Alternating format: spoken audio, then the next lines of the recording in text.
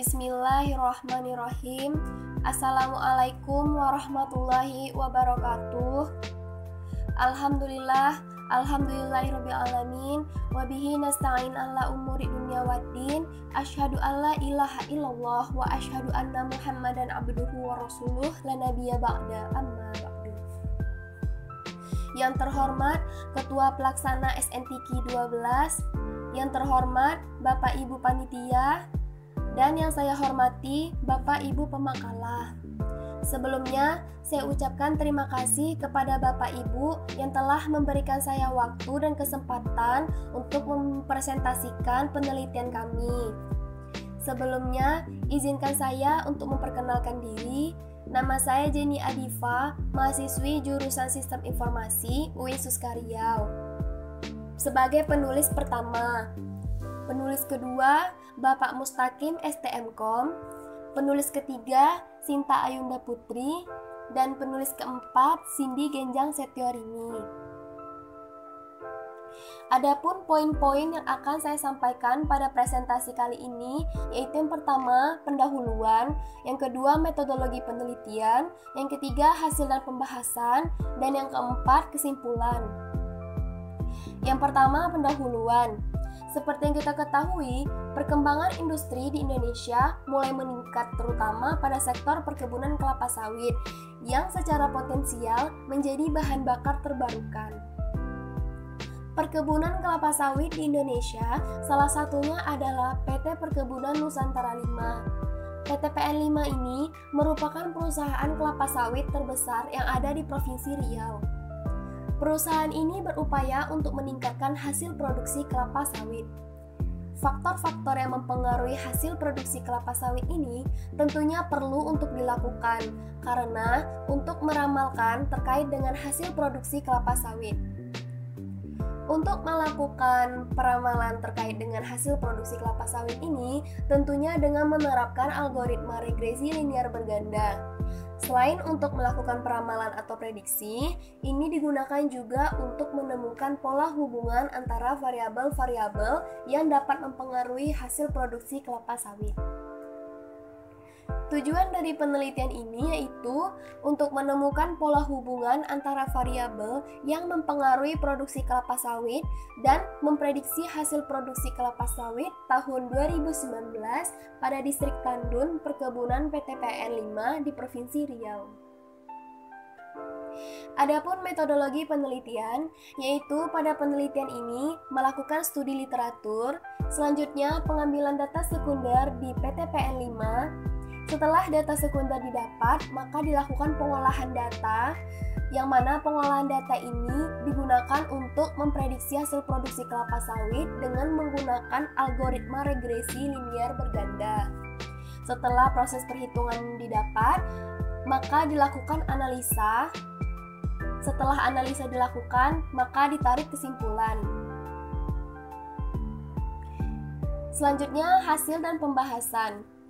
Tahap pertama yaitu pengumpulan data.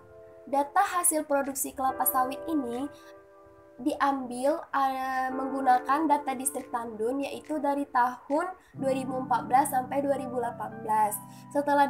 Setelah data didapat, maka dilakukan proses preprocessing data sehingga data menjadi 400 record.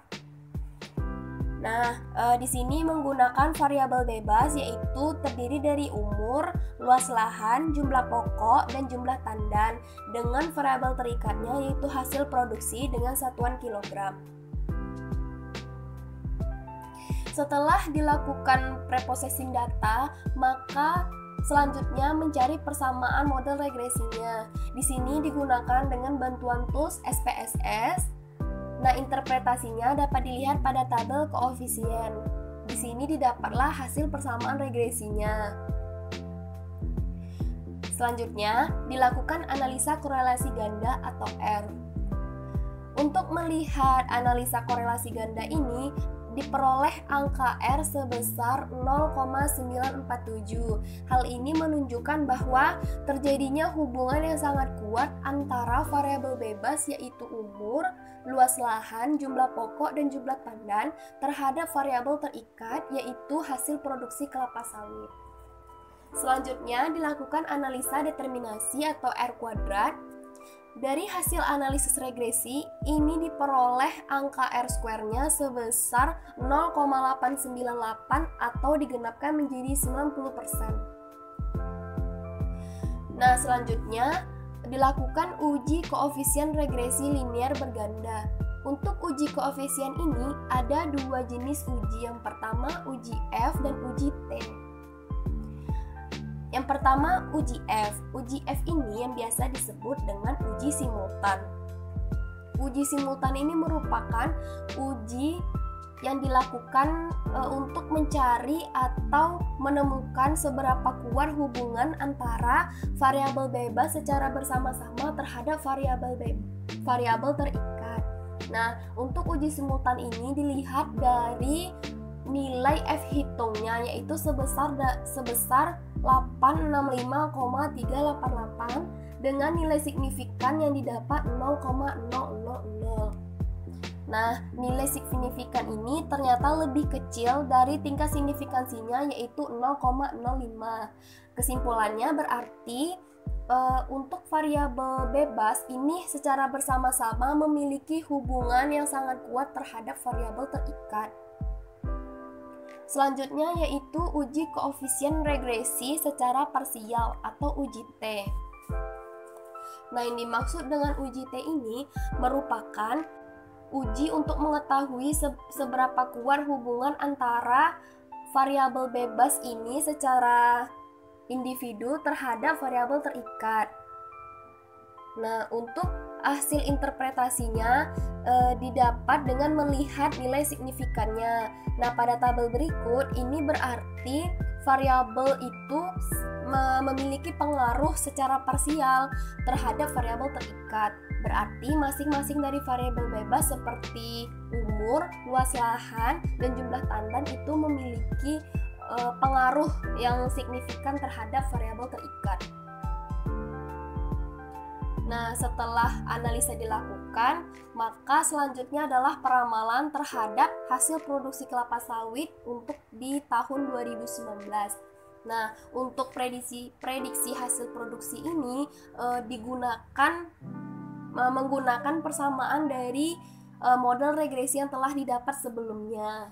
Nah, berikut tabel hasil prediksi yang didapat untuk tahun 2019.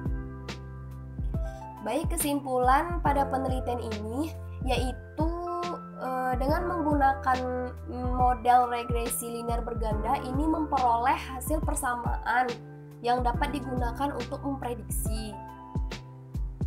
Dari hasil uji hipotesis ini juga dapat dilihat baik secara simultan maupun secara parsial, ternyata variabel bebas ini berpengaruh secara signifikan terhadap variabel terikat. Tetapi dengan menggunakan metode regresi linear ini ternyata dinilai kurang tepat untuk dataset yang digunakan pada penelitian ini karena menghasilkan tingkat error yang tinggi sebesar 21% dengan menggunakan metode MAPE. Sehingga disarankan untuk penelitian selanjutnya dapat menggunakan metode lain dalam memprediksi. Baik, berikut merupakan referensi yang digunakan pada penelitian ini. Nah, itulah tadi hasil presentasi yang dapat saya sampaikan. Saya mohon maaf apabila ada kesalahan dalam penyampaian saya. Saya akhiri dengan wassalamualaikum warahmatullahi wabarakatuh.